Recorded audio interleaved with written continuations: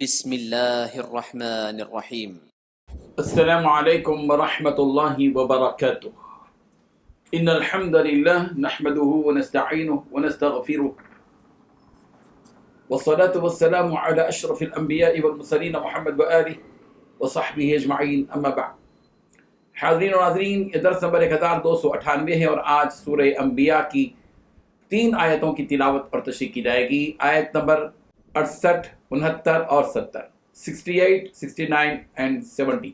چلے سب سے پہلے ان 3 آیتوں کی تلاوت کرتے ہیں، لفظی ترجمے اور ترجمے کے بعد تشریح کرتے ہیں۔ اعوذ باللہ من الشیطان الرجیم، بسم اللہ الرحمن الرحیم۔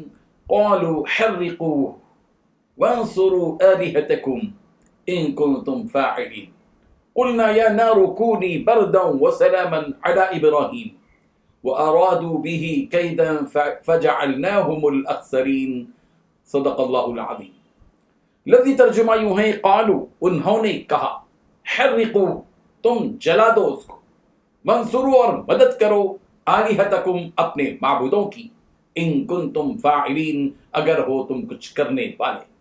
قلنا، ہم نے کہا، یا نار، اے آگ، کونی بردن، تو ٹھنڈی ہو جا، وسلامن، اور سلامتی والی ہو جا، علی ابراہیم، ابراہیم پر، وارادو، اور انہوں نے ارادہ کیا، بھی کیدن، اس کے ساتھ مکر کا، فجعلناہم الاخسرین، تو ہم نے انہی کو خسارہ پانے والے کر دیا۔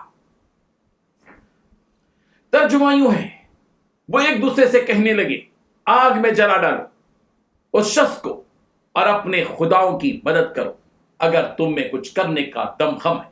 چنانچہ انہوں نے ابراہیم کو آگ میں ڈال دیا اور ہم نے کہا، اے آگ، ٹھنڈی ہو جا اور ابراہیم کے لیے سلامتی بن جا۔ ان لوگوں نے ابراہیم کے لیے برائی کا منصوبہ بنایا تھا، مگر نتیجہ یہ ہوا کہ ہم نے انہی کو بری طرح ناکام کر دیا۔ ان 3 آیتوں میں 6 باتیں بتلائی گئی ہیں۔ پہلی بات، وہ ایک دوسرے سے کہنے لگے، آگ میں جلا ڈالو اس شخص کو۔ دوسری بات، اپنے خداؤں کی مدد کرو۔ تیسری بات، اگر تم میں کچھ کرنے کا دم خم ہے۔ چوتھی بات، چنانچہ انہوں نے حضرت ابراہیم علیہ السلام کو آگ میں ڈال دیا۔ ہم نے کہا، اے آگ، ٹھنڈی ہو جا اور ابراہیم کے لیے سلامتی بن جا۔ پانچویں بات، ان لوگوں نے حضرت ابراہیم علیہ السلام کے لیے برائی کا منصوبہ بنایا تھا۔ چھٹویں بات، مگر نتیجہ یہ ہوا کہ ہم نے انہی کو بری طرح ناکام کر دیا۔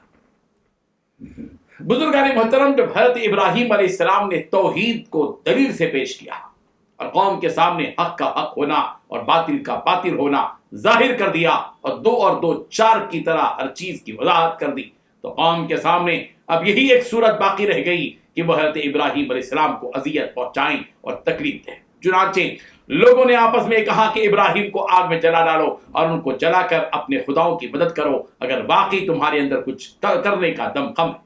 مشہور یہی ہے کہ یہ بات نمرود ابن کنعان نے کی۔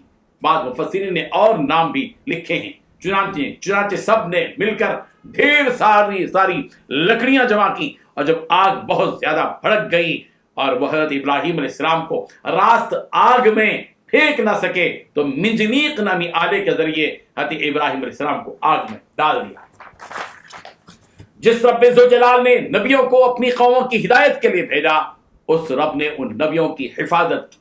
جب سارے لوگوں نے مل کر حضرت ابراہیم علیہ السلام کو آگ میں ڈال دیا تو اللہ تبارک و تعالیٰ نے حضرت ابراہیم علیہ السلام کو اس اذیت سے بچانے کے لیے آگ ہی کو حکم دیا کہ یا نار کونی بردم وسلاما علی ابراہیم، اے آگ، ابراہیم پر ٹھنڈی ہو جا اور سلامتی والی بن جا۔ یعنی اے آگ، تو ابراہیم کے حق میں اس قدر ٹھنڈی ہو جا کہ ابراہیم کو کسی قسم کی کوئی تکلیف نہ ہو، یعنی اتنی گرم بھی نہ ہو کہ ابراہیم کا جسم جل جائے اور اتنی ٹھنڈی بھی نہ ہو کہ اس سردی کو ابراہیم برداشت نہ کر سکیں، بلکہ درمیانی ہو جا جس میں سلامتی ہی سلامتی ہے۔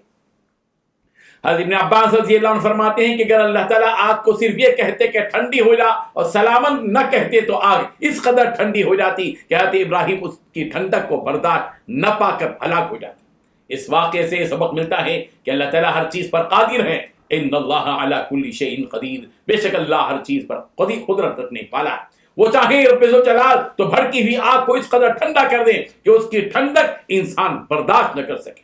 بخاری کی روایت ہے، حضرت ابن عباس رضی اللہ عنہ سے مروی، جب حضرت ابراہیم علیہ السلام کو آگ میں ڈالا گیا تو حضرت ابراہیم علیہ السلام یہ کلمات اپنی زبان سے ادا کر رہے تھے، حسبی اللہ ونعم الوکیل، حسبی اللہ ونعم الوکیل، میرے لیے اللہ کافی ہے اور وہ بہترین کارساز ہے، جیسا کہ سورہ آل عمران کی آیت نمبر 173 میں ہے کہ، اور سورہ آل عمران میں ہے ان الناس قد جمعوا لكم فاخشوهم فزادهم ایمانا وقالوا حسبنا اللہ ونعم الوکیل۔